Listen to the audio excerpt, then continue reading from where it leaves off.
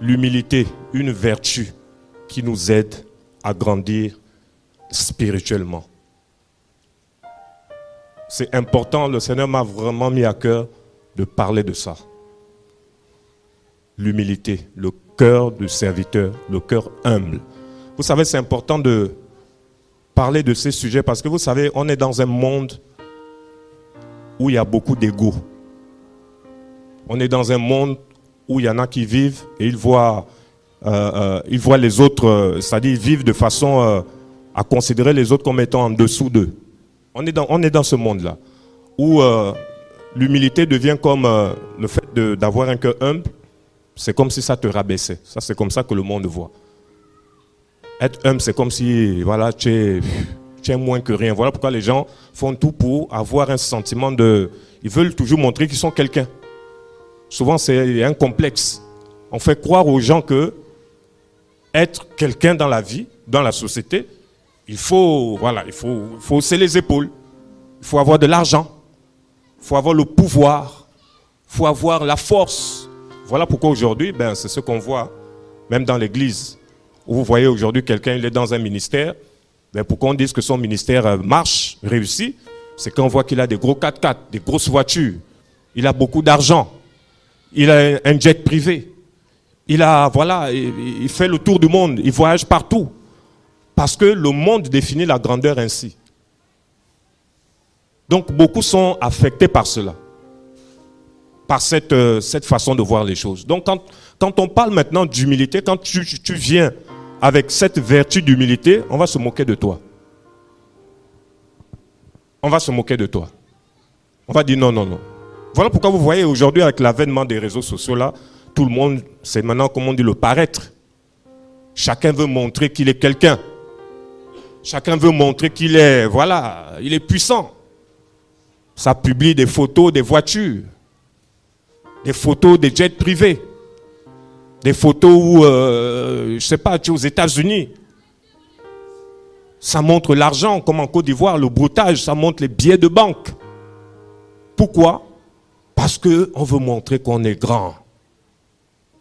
On veut montrer qu'on est fort. Tu es dans le ministère, tu as une grosse Cadillac, grosse voiture, gros costume. Tu es un grand prophète. Comme j'en vois souvent sur les réseaux sociaux, sur Internet, des jeunes prophètes. Costume bien ciré. Position terrible. Avec une grosse montre, quand il y a la photo, quand tu vois l'image, la montre, tu vois comme ça. Pour montrer. Costume, tout ça, la coiffure, tout ça, bien coiffé. Pourquoi? Parce qu'on veut montrer qu'on est grand. Parce que c'est comme ça que les gens ont défini la grandeur. Les gens ont défini la grandeur en disant, en pensant, en montrant aux gens que il faut se faire voir.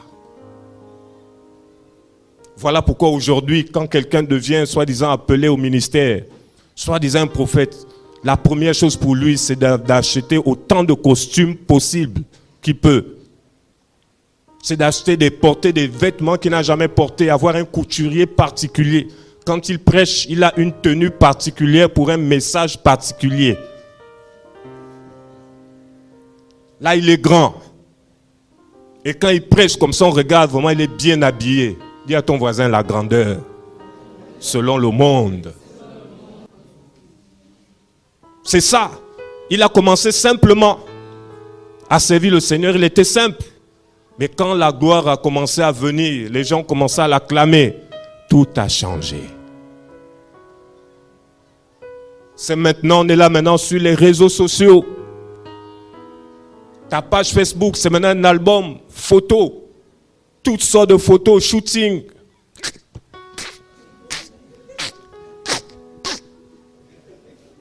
Toutes sortes. Ça prend son épouse. Chérie, je suis un prophète, mais il faut que tu viennes aussi prendre ta photo. Même si la femme, elle est fâchée, elle est obligée de sourire pendant le shooting. Photographie. On publie le couple prophétique. La grandeur. Qui sera le plus grand? Le plus grand des prophètes. En Côte d'Ivoire, au Sénégal. Tout le monde se bat pour être l'homme du réveil. le grand prophète. Il faut que les yeux soient centrés sur toi. Voilà pourquoi tu fais tout pour être au centre. Ça veut dire que dans tous les prophètes de Côte d'Ivoire, je ne sais pas, du Sénégal, il faut que l'attention soit attirée sur toi.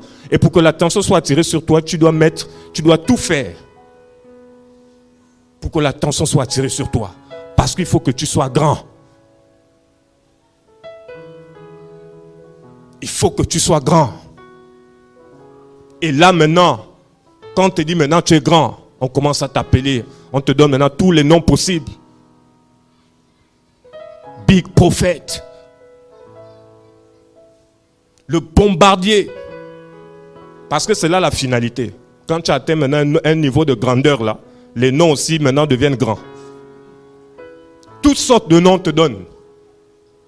Waouh! Quand le Seigneur regarde ça, il dit pitié. Il dit, ils ne sont pas dans mon royaume. Ils ne sont pas dans mon royaume. Vous savez, il y a des disciples qui marchaient avec le Seigneur. Pendant qu'ils marchent avec le Seigneur, leur problème là, c'était de savoir qui est le plus grand. Qui est le plus grand? Donc c'était comme une concurrence. Non, moi je suis plus grand, c'est moi qui est plus puissant. Bon, demandons au Seigneur. Seigneur, qui est le plus grand, lui et moi? C'est ça les hommes. Qui est le plus grand cherche à savoir qui est plus grand que tel. Qui a plus d'onction? Tu vois pas que lui, il a plus d'onction que lui? Il faut faire attention à mon onction là. Il faut faire attention. Hein? Attention à moi. Moi, j'ai plus d'onction. C'est ça. Non, j'ai plus. Non, lui, il a plus d'onction que lui. On est déjà dans les comparaisons. Non, lui, il prêche mieux. Non, tu vois pas que lui, il prêche mieux? Non, lui, je n'aime pas trop l'écouter. Quand il prêche là, c'est froid. C'est trop froid. Moi, je vais aller là où ça bouge, là. Parce que là, ce sont les grands. Là, ils sont puissants. Ils sont puissants. Et c'est là où vous voyez maintenant tous ces hommes de Dieu, ils viennent pour le show. Je prophétise, je déclare. Ils rentrent que ça, c'est le message d'entrée. Je prophétise, je déclare. Là, tu dis oui, ça, c'est vraiment le grand homme. Je prophétise, je déclare, tu auras le visa.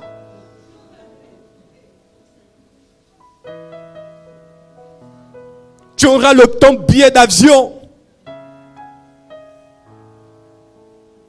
Tu iras en France. Le pasteur même lui-même qui parlait, il n'a jamais voyagé. Tu fais voyager les autres, hein, tu ne voyages jamais. Hein. Tu iras en France, tu es content. La grandeur, là tu te dis, oui, là c'est ça le grand. Les disciples sont venus. Seigneur, qui est le plus grand? Lisons un passage. Matthieu. Matthieu chapitre 18, versets 1 à 5. On va lire. Matthieu 18, versets 1 à 5. En cette même heure-là, les disciples s'approchèrent de Yahushua en disant, qui est le plus grand dans le royaume des cieux? Qui est le plus grand dans le royaume des cieux? Et Yahushua, ayant appelé un enfant, le mit au milieu. Qu'est-ce que le Seigneur a fait? Il a appelé un enfant. Avant même de commencer à répondre, il appelle un enfant. Continue, c'est ça que j'aime avec le Seigneur. Lui, il t'explique les choses, il te montre les choses clairement. Il prend des exemples. Vas-y, continue. Ayant appelé un enfant, le mit au milieu d'eux et leur dit, Amen, je vous le dis, si vous ne vous convertissez pas et si vous ne devenez pas comme les enfants, vous n'entrerez jamais dans le royaume des cieux. C'est pourquoi, quiconque s'abaissera comme cet enfant, celui-là est le plus grand dans le royaume des cieux. Et quiconque reçoit en mon nom un enfant comme celui-ci, il me reçoit. Waouh! Le Seigneur va prendre un enfant. Ayant appelé un enfant, le mit au milieu d'eux et leur dit, Amen, je vous le dis, si vous ne vous convertissez pas, si vous ne vous convertissez pas, et la suite, et si vous ne devenez pas comme les enfants, vous n'entrerez. Ok. Il dit, si vous ne vous convertissez pas, il ne s'arrête pas là. Hein. Donc tu peux te convertir et être encore un bon orgueilleux. Tu peux te convertir et continuer à, voilà, le grand bishop. Il dit, quand tu te convertis, tu dois être comme un enfant. Ça commence là. Si vous ne vous convertissez pas et vous ne devenez pas comme cet enfant, il a pris l'enfant, il l'a mis au milieu, comme ce petit enfant, vous n'entrerez pas. Le Seigneur est venu casser les codes, il est venu changer les mentalités des gens. Parce que le monde nous a trop pollués. C'est pour ça que la Bible dit que notre intelligence doit être renouvelée. Le royaume de Yeshua Mashiach est différent du royaume du monde. Le monde définit la grandeur par le nombre de personnes qui te servent. Mais dans le royaume, c'est différent. C'est le nombre de personnes que tu sers. C'est là où est ta grandeur. Le Seigneur est venu casser les codes. Il a pris l'enfant. Il dit, si vous ne vous convertissez pas, il ne s'est pas arrêté là. Il dit, et si vous ne devenez pas comme ce petit enfant, vous n'entrerez pas. Voilà pourquoi il ne s'est pas arrêté à la conversion. Il a ajouté l'aspect d'enfant, le cœur de l'enfant. Parce qu'il sait que l'homme est orgueilleux de nature. Donc il a besoin d'avoir un cœur d'enfant. Ça veut dire que si tu te convertis et tu rentres dans soi-disant le ministère sans le cœur d'enfant, tu vas faire des dégâts. Voilà pourquoi il manque à beaucoup le cœur d'enfant. Pourquoi l'enfant? Parce que les enfants, ils sont simples, ils sont innocents, ils écoutent facilement, ils obéissent, ils dépendent de leurs parents. L'enfant. Voilà pourquoi le Seigneur confie beaucoup de choses aux personnes humbles, parce qu'ils ont des cœurs d'enfants, ils écoutent facilement. Si vous ne vous convertissez pas, et si vous ne devenez pas comme ce petit enfant, vous n'entrerez pas.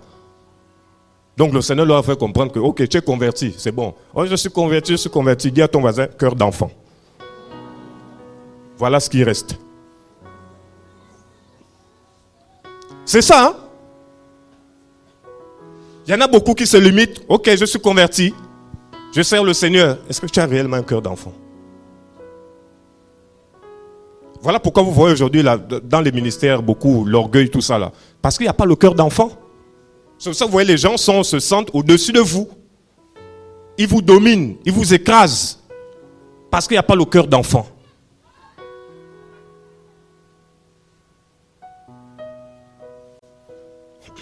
Je vous le dis, si vous ne vous convertissez pas et si vous ne devenez pas comme les enfants, vous n'entrez pas dans le royaume. C'est pourquoi quiconque s'abaissera comme cet enfant, celui-là est le plus grand. Il parle de quiconque s'abaisse. La Bible dit que humiliez-vous devant Yahweh et il vous élèvera. Le Seigneur élève les humbles. Il t'élève. Il rabaisse les orgueilleux. Il chérit les humbles. Voilà pourquoi le Seigneur parle beaucoup d'humilité. Prenons par exemple le passage prenons Sophonie. Sophonie chapitre 2.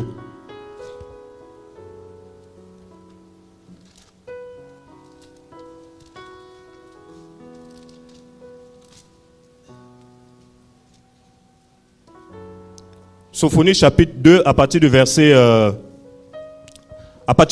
1, de 1 à 3. Sophonie 2, verset 1 à 3.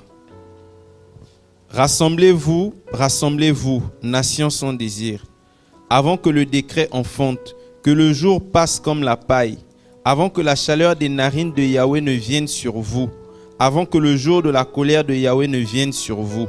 Vous tous, les hommes de la terre, qui faites ce qu'il ordonne, cherchez Yahweh. Amen. Vous tous qui? Les humbles de la terre, qui faites ce qu'il ordonne. Parce que ce sont les humbles qui font qui font ce que le Seigneur demande de faire. Il dit vous tous les humbles, hein? Parce qu'il sait que les personnes humbles feront ce que le Yahweh va ordonner. Il dit vous tous les humbles. Continuons toujours dans Sophonie, chapitre 3, verset 12. Il dit, je laisserai au milieu de toi un peuple quoi? Humble et faible. Vous voyez? Un peuple humble et faible qui mettra sa confiance dans le nom de Yahweh. Ce sont les humbles qui mettent leur confiance dans le nom de Yahweh. Parce que quand tu as un cœur humble, tu sais que tu ne peux dépendre que de lui. Il parle d'un peuple humble et faible. Et faible. Parce que celui qui est faible, il prend sa force en Yahweh. Humble, le cœur humble. Un peuple faible, un peuple humble. Voilà pourquoi le Seigneur lui-même, qu'est-ce qu'il a dit? Il a dit, je suis doux et humble de cœur. Je suis doux et humble de cœur. Donc c'est sa nature. Donc il faut comprendre que le Seigneur t'a communiqué cette nature-là d'humilité. C'est à toi maintenant de la développer. Par ton intimité, par ta relation avec le Seigneur. Ça se développe. Le Seigneur t'a communiqué son fruit, le fruit de l'esprit. Parce que si le Saint-Esprit est en toi, on est censé voir le fruit. On est censé voir le fruit. Et pour que le fruit se manifeste, pour voir le fruit d'un arbre, ou bien pour voir le fruit, tout ça, il faut arroser. Le fruit ne sort pas sans l'arrosement, sans l'eau. Donc tu as besoin de te nourrir de l'eau de la parole. Tu as besoin d'être davantage consacré à lui. L'intimité. Parce que le fruit est là en toi, mais il faut qu'il se développe, il faut qu'il sorte. Parce que quand tu n'es pas arrosé, il n'y aura pas de fruit. Et voilà pourquoi aussi le Seigneur a permis aussi des ministères dans la Bible. Hein? Pas des ministères, tout ça, pour le perfectionnement des saints. Le but c'est quoi? C'est aussi pour que les fruits sortent. Voilà pourquoi la Bible nous dit aussi que nous sommes appelés à nous édifier quoi? Les uns, les autres. C'est aussi pourquoi? Pour que le fruit sorte. On s'édifie, on s'encourage, tout ça. Le fruit va sortir. Ça sort par l'eau de la parole.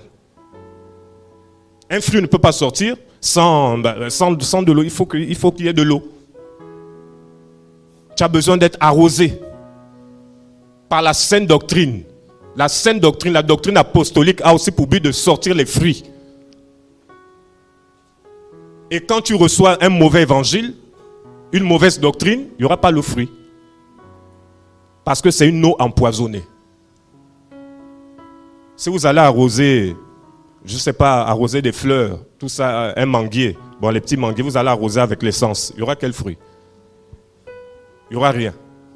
Et c'est ça le rôle des faux prophètes, tout ça là. Ils vous arrosent avec des mauvais produits.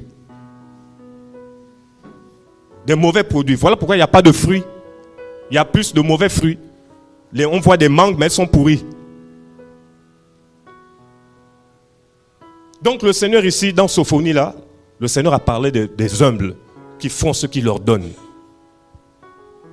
L'humilité. On va encore prendre un passage dans Matthieu. On revient toujours dans Matthieu. Matthieu chapitre 18 à partir du verset 4. Matthieu chapitre 18 verset 4. À partir du verset 4. Non, lis plutôt Matthieu, on a déjà lu le verset 4. Lis plutôt Matthieu 6, 1 à 6. Matthieu chapitre 6, verset 1 à 6. Gardez-vous de pratiquer votre justice devant les gens, pour être vus par eux. Autrement, vous ne recevrez pas la récompense de votre Père qui est dans les cieux. Donc, lorsque tu fais ton aumône, ne fais pas sonner la trompette devant toi, comme font les hypocrites dans les synagogues et dans les rues, afin d'être glorifiés par les gens. Amen, je vous le dis, ils reçoivent leur récompense entièrement. Mais quand tu fais ton aumône, que ta main gauche ne sache pas ce que fait la droite, afin que ton aumône se fasse en secret, et ton Père qui voit dans le secret te récompensera publiquement. Et quand tu pries, ne sois pas comme les hypocrites, car ils aiment faire leur prière en se tenant debout dans les synagogues et au coin des rues pour être vus des gens. Amen, je vous le dis, ils reçoivent leur récompense. Mais toi, quand tu pries, entre dans ta chambre et ayant fermé ta porte, prie ton Père qui est là dans le secret. Et ton Père qui voit dans le secret te récompensera publiquement. Amen. Mais toi, quand tu pries, entre dans ta chambre et ayant fermé la porte, prie ton Père qui est là dans le secret. Vous voyez, on parle de entre dans ta chambre. Là, tu entres dans le secret. Vous voyez, c'est aussi ça l'humilité, le secret. Les cœurs humbles, c'est le secret. Ils ne sont pas là pour se vanter, pour se faire voir, pour prier, pour montrer leur performance. Quand ils prient, ils te montrent vraiment qu'il est le plus grand prieur. Quand il prie, il te montre vraiment qu'il est... Non, il est puissant. Dis à ton voisin, hypocrite. Voilà pourquoi le Seigneur a pris, il a parlé de cet homme. Il dit, entre dans ta chambre, ferme, sois là dans le secret. Et je vois. Sois dans le secret. En gros, tu es effacé. Tu es discret. Sois dans le secret, même si les gens ne voient pas, même si les gens ne connaissent pas si tu pries ou pas, mais moi je vois. Le secret. Le secret, parce que c'est Yahweh qui est censé voir tout ce que tu es en train de faire. Toi, tu veux toujours démontrer aux gens. Tu veux toujours montrer. Tu as une vie chrétienne pour montrer aux autres. Tu vas voir quelqu'un, ah mon frère, faut prier, toi tu ne pries pas assez. Ah! Tu connais sa communion avec le Seigneur? Non, mais il faut prier, je ne te vois pas. Hein? C'est quoi là? Dis à ton voisin orgueilleux. Non, mais ma soeur, c'est quoi? Tu ne travailles pas, tu ne fais rien pour le royaume, on te voit, tu ne fais rien. C'est comme si tu dis au cœur que vraiment, cœur, tu ne fais rien. C'est comme si l'organe, là, le cœur, là. Tu dis au cœur, le cœur, c'est comme si tu disais que le cœur n'est pas utile. Parce que tu ne vois pas le cœur. Les organes qui sont à l'intérieur, là, on ne les voit pas, non? Est-ce que ça veut dire qu'ils ne font rien? Il faut un grand travail même, ce qu'on ne voit pas. Il y en a qui bossent dans les coulisses, mais il faut un grand travail. Ils ne cherchent pas à se glorifier. Ils font les choses pour le Père. C'est ça aussi le cœur d'humilité. On ne fait pas les choses pour montrer aux gens qu'on fait, mais tu le fais pour le royaume. Voilà pourquoi le Seigneur a dit à cet homme, entre dans ta chambre, va dans le secret, ne fais pas comme les hypocrites là, qui prient tout ça pour montrer aux gens. Mais toi, va te cacher, même si eux ne te voient pas, mais moi je te vois. Donc le Seigneur amène cet homme à avoir ce cœur humble, pour dire, ne cherche pas la gloire qui vient des hommes. Parce que eux qui cherchent la gloire qui vient des hommes, ils ont déjà leur récompense. La récompense c'est quoi? Ils ont eu ce qu'ils voulaient, ils sont appréciés, ils sont acclamés, c'est une récompense. Il dit, va dans le secret, prie ton Père qui est là. C'est comme ça que le Seigneur veut nous amener à cette intimité, ce cœur humble. Faire parfois les choses dans le secret. Ce n'est pas tout qu'on expose. Ce n'est pas tout qu'on montre. Ce n'est pas tout qu'il faut montrer pour qu'on dise que vraiment elle est zélée. Hein? Elle fait les choses du royaume. Hein? Et toi, comme personne n'a vu ce que tu fais, tu te dis que tu n'es pas utile, tu ne fais rien de bon. Tu fais les choses pour les hommes ou pour le Seigneur? Donc c'est souvent l'orgueil qui veut nous amener à montrer tout ce qu'on fait. Tout. Il faut que les gens voient ça aujourd'hui. Il faut encore. Il y a des choses qu'on peut montrer pour témoigner, pour glorifier. Mais il y a des trucs où le Seigneur dit non, ça là, tu n'as pas besoin. Ça va t'amener aussi dans l'humilité. Parce que tout montrer là aussi, c'est un peu l'orgueil. Ah bien sûr. Donc ne te dis pas parce que les gens n'ont pas vu pour moi ce que je fais, ça veut dire que tu ne fais rien. Non, ne pense pas comme ça. Un cœur humble cherche à plaire d'abord au Seigneur. Seigneur, je fais les choses pas pour être vu, pas pour être acclamé. Je veux faire ta volonté. C'est après que les gens vont découvrir que, oh, vraiment, regarde tout ce qu'elle a fait vraiment par la grâce du Seigneur. C'est après qu'on découvre. Mais tu es resté silencieux. Parce que Yahweh finit par montrer ce qu'il a accompli avec toi. Il finit par montrer. Hein? Et là, quand c'est comme ça, là, il fera encore de grandes choses avec toi. Parce qu'il a compris que tu ne fais pas les choses pour les hommes. Oui. Et ceux qui ont le cœur humble, là, ce sont des personnes à qui le Seigneur confie de grandes responsabilités. Parce qu'il a confiance. Voilà pourquoi il a dit dans Sophonie, il a parlé aux humbles. Il dit les hommes qui font ma volonté, qui font ce que j'ordonne. Donc le Seigneur ne confie pas des responsabilités aux orgueilleux. Il va savoir que c'est pas la peine. Voilà pourquoi le Seigneur dit, la Bible dit, si tu es fidèle aux petites choses, il te confiera des grandes. Donc dans les petites choses, le Seigneur te teste. Il veut voir. Si avec cette petite chose, tu vas avoir ce cœur d'humilité, ce cœur de simplicité. Mais il te confie de petites choses. Toi, maintenant, tu es devenu... Il va dire non, c'est bon, tu es disqualifié. Le cœur humble. On va prendre Psaume aussi. Psaume chapitre 25.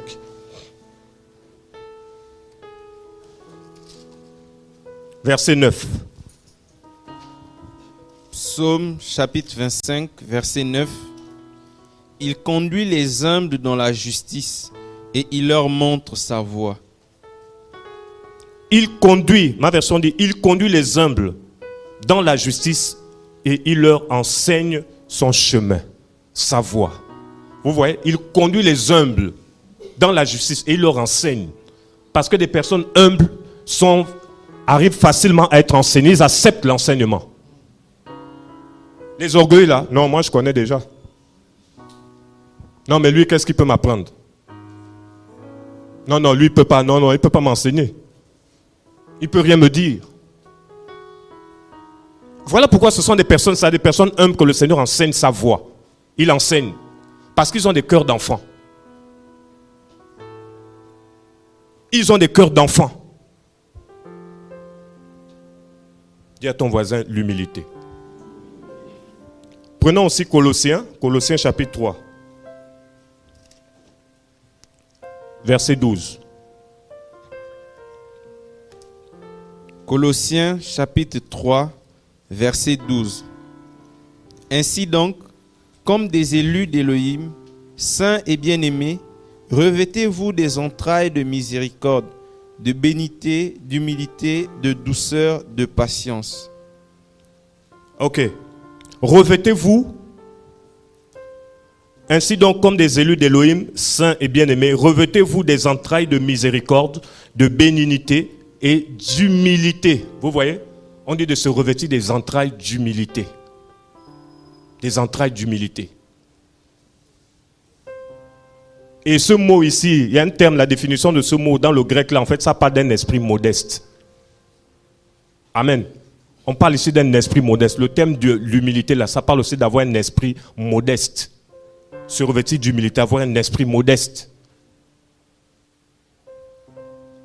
Et quels sont les synonymes du mot modeste? Simple, décent, discret, pudique. Voilà pourquoi même la Bible, concernant les femmes, la Bible dit, vous connaissez le passage où on dit de se parer, de ne pas se vêtir des trucs de haute valeur, tout ça, machin, tout ça. Il faut plus, s'habiller de façon intérieure, c'est-à-dire le cœur. Parce qu'il y en a aussi, quand ils s'habillent, c'est pour montrer, ça m'a coûté 8 millions, cette robe. Il y en a qui achètent des vêtements juste pour montrer qu'ils ont l'argent. Des vêtements de marque. C'est pas mauvais d'acheter des vêtements de marque. Mais quelles sont les motivations de ton cœur? Ce sont les motivations. Quelles sont les motivations de ton cœur? Le Seigneur regarde à nos cœurs, il regarde à nos motivations. Donc vous voyez pourquoi le Seigneur nous enseigne, nous parle de ce cœur humble. Parce que les humbles s'effacent. Qu'est-ce que Jean va dire? Yohanan le Baptiste. Il faut qu'il croisse et que je diminue. Il faut qu'il croisse. Mais comment le Seigneur peut croître? C'est quand toi tu diminues. Tu veux voir le Seigneur se manifester dans ta vie? Diminue. C'est tout. Tu veux voir le Seigneur se manifester dans l'appel, dans le ministère? Diminue. Et lui va croître. Plus tu t'effaces, plus il est visible. Plus tu t'effaces, plus il est. Donc tout dépend de ton niveau d'effacement. Efface-toi, dis à ton voisin, efface-toi. Complètement. C'est ça le Seigneur. Efface-toi complètement. Sois simple. Ne sois pas dans des éclats. Sois simple, modeste. Malheureusement, les Africains, vous allez voir par exemple dans les pays occidentaux, des milliardaires, des hommes riches là, souvent vous les voyez là, ils sont habillés simplement. Simplement, vous ne pouvez même pas savoir que, je ne sais pas, il est riche, tout ça. Mais en Afrique là, tout le monde doit être au courant que tu es l'homme le plus riche du quartier. Tout le monde doit être au courant que tu as acheté la dernière voiture. Tout le monde. Tout le monde doit être au courant. Il y a une fois un frère qui m'avait envoyé une image c'était un premier ministre d'un pays, la Norvège. Il quittait, quand il part de son bureau, il prend son vélo. Il est là, il prend son vélo. Un premier ministre. Amenez le vélo là en Afrique. Vous allez voir à quoi ça va servir. Un premier ministre, il est là à vélo. Allez donner ça à un directeur général ici. Il va vous mettre en prison.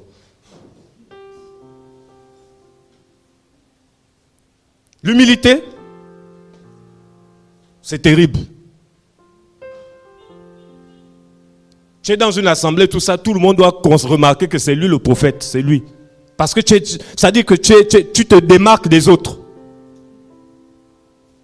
Les chaises spéciales. Dis à ton voisin l'orgueil. Il faut toujours montrer qu'il y a une catégorie de gens qui sont plus élevés que vous. On les met toujours devant. Et toi qui as un t-shirt simple, tout ça, va derrière. Toi qui es en veste, viens devant. Ils sont la VIP. VIP, ils sont là tous devant. Oh Seigneur. Tout le monde doit te remarquer. Alors que même le Seigneur, là, pour le reconnaître, là, c'était difficile quand il est venu sur la terre. Parce que les gens ne pouvaient pas, il était comme tout le monde. Dis à ton voisin comme tout le monde. Il était comme tout le monde. La Bible n'avait rien pour attirer quoi? Ça dit que le Seigneur pouvait passer là, même tu passes aussi. Tu ne sais pas que c'est lui. Il était comme tout le monde. Obligé de chercher Judas. Que bon, comme on ne sait pas il est où là, on ne voit pas quelqu'un qui est bien habillé, tout ça, bon, va faire, va l'attraper, tout ça, machin, une bise, tout ça, et puis on va savoir que c'est lui. Parce qu'il était comme tout le monde. Il n'avait pas un vêtement particulier pour dire que c'est moi le Messie. Il était comme tout le monde.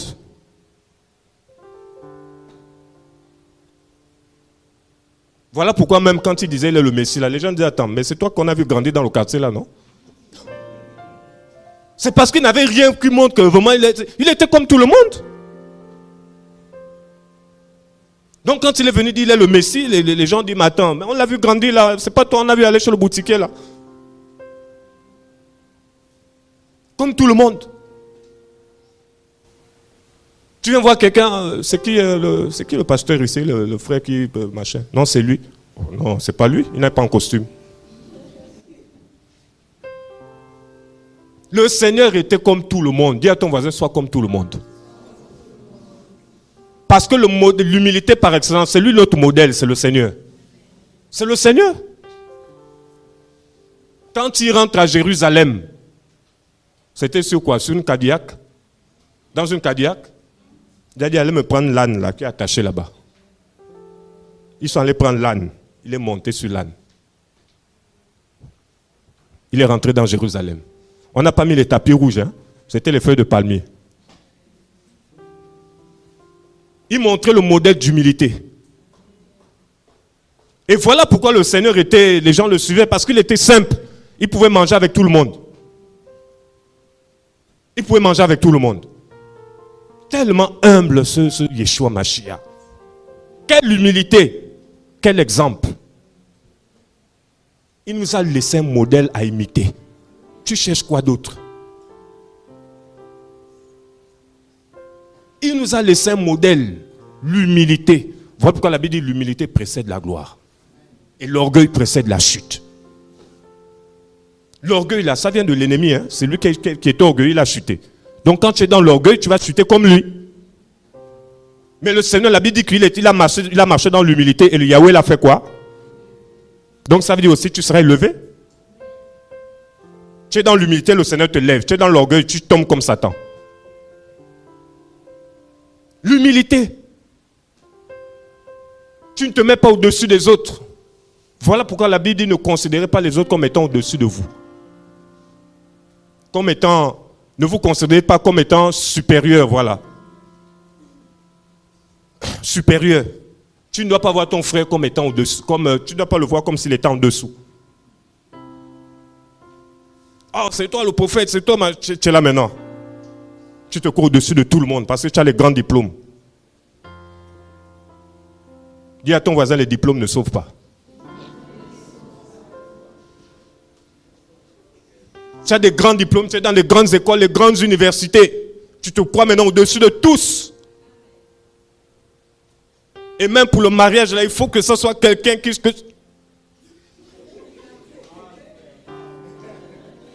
Les diplômes, tout ça là, c'est bien. Mais fais attention, il faut avoir un cœur d'enfant aussi. Sinon, là, trop de diplômes vont te rendre orgueilleux. Ah oui? Même ta fonction là où tu travailles, là, ça peut te rendre orgueilleux parce que tu gagnes beaucoup d'argent. Tu as commencé déjà à voir les autres comme étant, oh, il est pauvre, il n'a rien.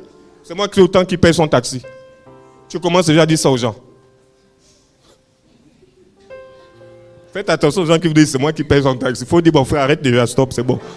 Je vais vous dire, hein, ceux qui commencent à dire là, les choses qu'ils vous font là, quand ils commencent à parler là, il faut déjà dire, c'est bon, arrête. Ah oui, hein. Moi, quand quelqu'un commence à me dire, c'est moi qui paye son taxi, je l'appelle, il dit, frère, c'est bon, laisse tomber. Moi-même, je vais me débrouiller. Alors que tu me rendais peut-être service. Toi, tu vois ça comme si tu me tenais. Moi, je coupe la corde là. Tu repars là-bas, payer ton taxi à d'autres personnes. S'il faut marcher, je vais marcher. Voilà. C'est ça. Parce que le Seigneur veut nous enseigner aussi l'humilité. Quand tu fais du bien à ton frère, tu n'as pas besoin de sonner la trompette. Tu n'as pas besoin de sonner la trompette. Tu le fais parce qu'il est peut-être dans un besoin. Tu aides. Parce que c'est le cœur du Seigneur aussi. On est là pour s'aider et s'entraider. Mais quand tu es maintenant chanter à tout le monde, dis à ton voisin, c'est l'orgueil. Ah Seigneur, c'est merveilleux. Hein? Le Seigneur veut nous amener à l'humilité. Il me disait ça clairement, va insister. Parce que l'orgueil commence à monter dans les cœurs de beaucoup. Voilà pourquoi même vous voyez, il y a des personnes, même il y a des sœurs comme des frères.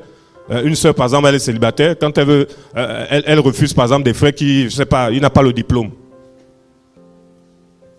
Vous voyez pourquoi on dit aux gens, ayez le cœur humble. Tu rentres dans le mariage avec un gros cœur orgueilleux, là, ton mariage est détruit. Hein? Ton mariage s'est détruit. Tu vas avoir un mariage réussi, un cœur d'enfant. Toi, homme, un cœur d'enfant. Femme, un cœur d'enfant. Surtout les hommes en tant que chef et les cœurs d'enfant. Et les cœurs d'enfant. Hein? Sinon, vous allez écraser vos épouses. Ta femme vient te dire ce que tu as fait n'est pas bon, tout ça. Toi, hey, tais-toi, c'est moi le chef. Dis à ton voisin, orgueil. Une personne humble reconnaît facilement ses erreurs. Il reconnaît facilement ses erreurs. Il accepte, il se repent. Eh oui. Moi, je demande pardon à ma femme. Hein. Quand je fais quelque chose, je demande pardon. Souvent, c'est dur. Le Seigneur me dit, vas-y, va demander pardon. Quand je demande pardon, là, le sourire est revenu chez elle. Ah! J'ai dit, Seigneur, donc c'est ça le secret. L'humilité. Tu fais sourire même ton épouse. Mais toi, tu es là, tu as le cœur dur, tout ça. Tu as tort, mais tu as tout le visage serré. Dis à ton voisin, tu es possédé. Ah, tu as besoin d'une bonne délivrance, mon ami. Bonne délivrance. Là, tu es possédé. Tu as tort, mais tu joues tous les orgueils avec ta femme. Chérie, tu n'as pas fait à manger là? Ah, mon ami. Et tu veux que ton mariage aille où? Voilà pourquoi le Seigneur nous demande d'avoir des cœurs, de manifester, d'avoir des cœurs humbles. Ça va nous aider même dans le mariage. Oui. Oh, oh. Seigneur, aide-nous. Aide-nous, Seigneur. Nous avons besoin de toi. C'est ce qui nous manque, l'humilité. L'humilité. L'humilité, c'est savoir aussi demander pardon. J'ai mal agi, je vous demande pardon. Tu sais demander pardon. On n'a même pas besoin de venir te dire tu as mal agi, c'est toi-même qui reconnais que tu as mal fait.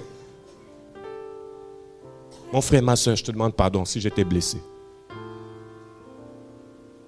Le cœur humble, ça guérit beaucoup de blessures, ça restaure beaucoup de choses. Je vous dis, hein. L'humilité. Ah Seigneur. Donc l'humilité. Le Seigneur nous enseigne sur ça. Avoir des cœurs humbles, simples. Tu n'es pas complexé. Rien ne te gêne. Que tu montes dans un vélo, dans une moto, dans un peu importe le transport, tu montes. Moi je disais ça au frère, il dit frère, peu importe le truc, on monte. On ne complique pas, on monte. C'est pas ça qui va enlever ta valeur. Peu importe le moyen de transport dans lequel tu es, tu transportes la gloire de Yahweh.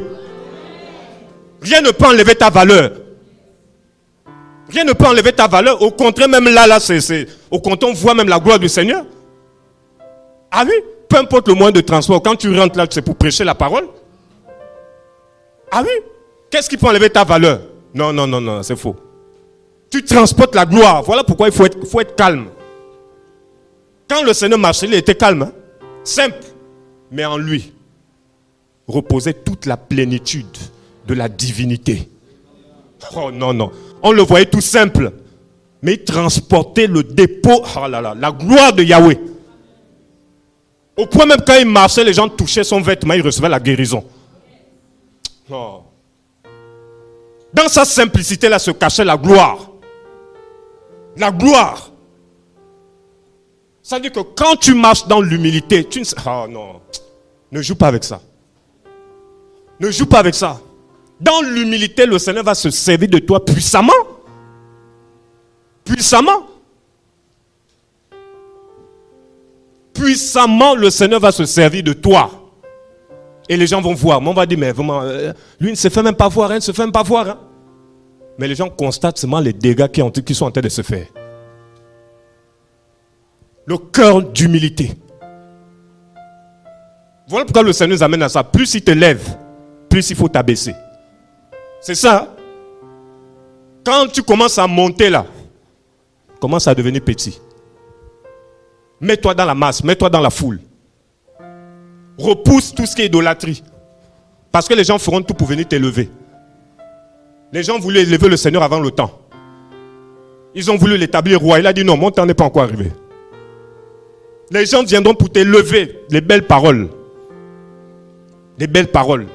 Oh, tu es puissant. Tu es un champion. Non, tu es le meilleur, tu es meilleur que lui. Non, tu es plus puissant que lui. Fais attention à ça. Tu refuses ces choses. Tu t'abaisses. Tu es simple. Aucune tâche. Tu vas trouver aucune tâche. Je sais pas. En fait, il n'y a pas une tâche que tu vas dire que non, c'est trop rabaissant.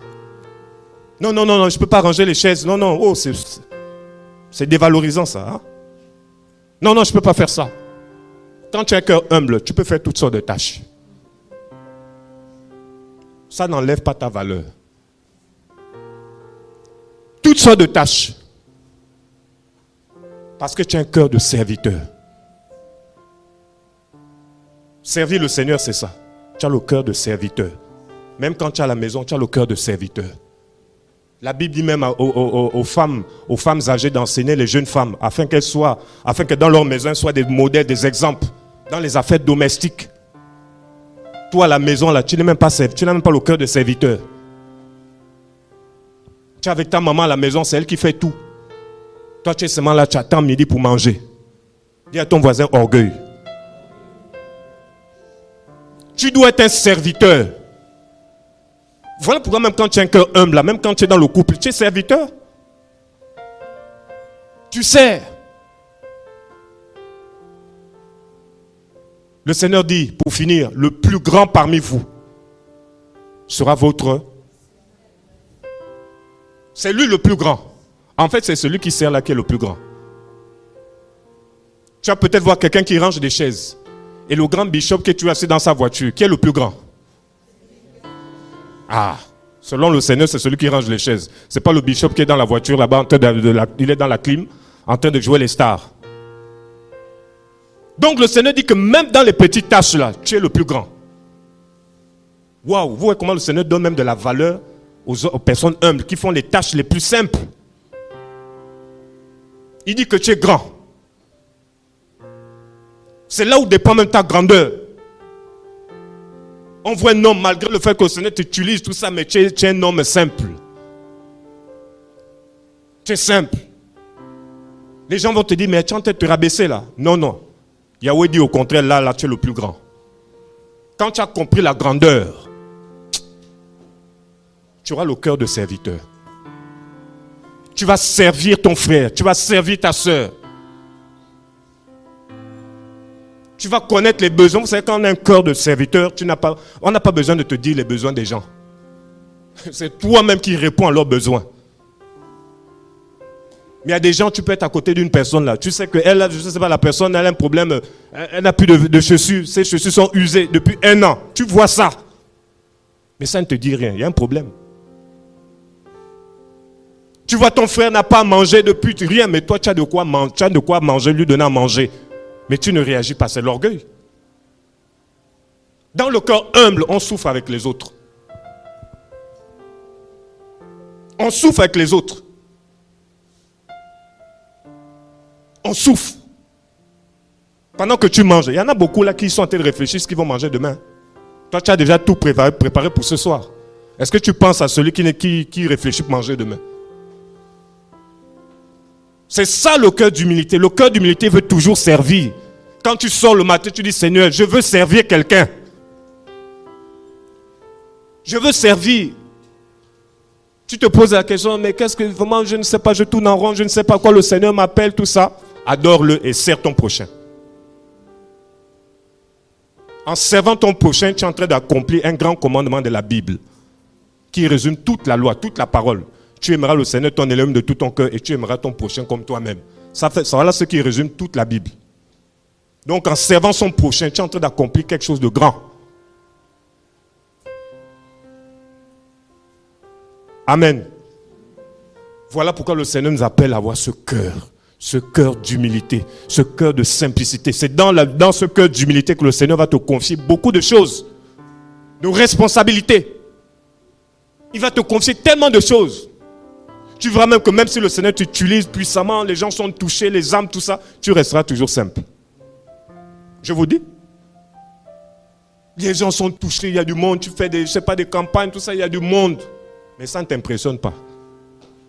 Tu dis, Seigneur, la gloire te revient. Je vous dis, moi c'est ce que le Seigneur m'a enseigné. J'ai dit, Seigneur, donne-moi de toujours te remettre la gloire. Peu importe ce que je vois, peu importe la façon dont tu peux m'utiliser, tu peux nous utiliser. J'ai dit, Seigneur, donne-moi de toujours m'effacer. J'ai dit ça au Seigneur. Et le Seigneur m'a dit, ça là, ne fais pas ça. Il y a beaucoup de choses que le Seigneur m'a déjà dit d'arrêter. J'ai obéi. Parfois tu dis, ah mais Seigneur, ça ne fait plus. Ça m'empêche de me manifester. J'arrête. Et quand on a un cœur d'humilité, on va s'effacer. On va tout faire pour que les gens aient vraiment l'attention fixée sur le Mashiach. Amen. Est-ce qu'on peut l'acclamer? Merci Seigneur.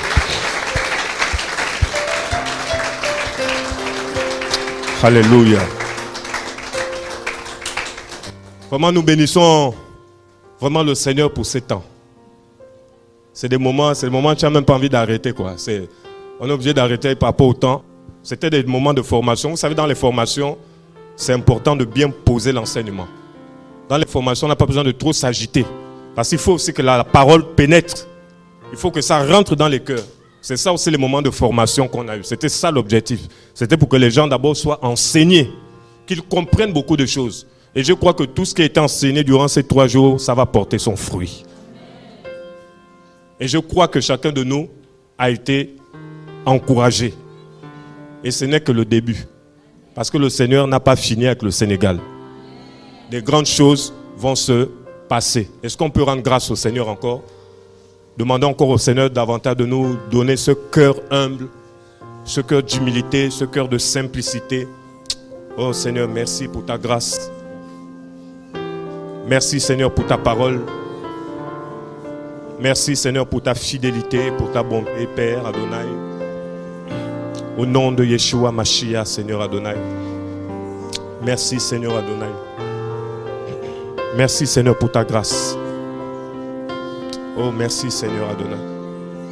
Donne-nous encore d'avoir ce cœur humble, Seigneur Père. Ce cœur humble, ce cœur simple, au nom de Yeshua Mashiach, Papa.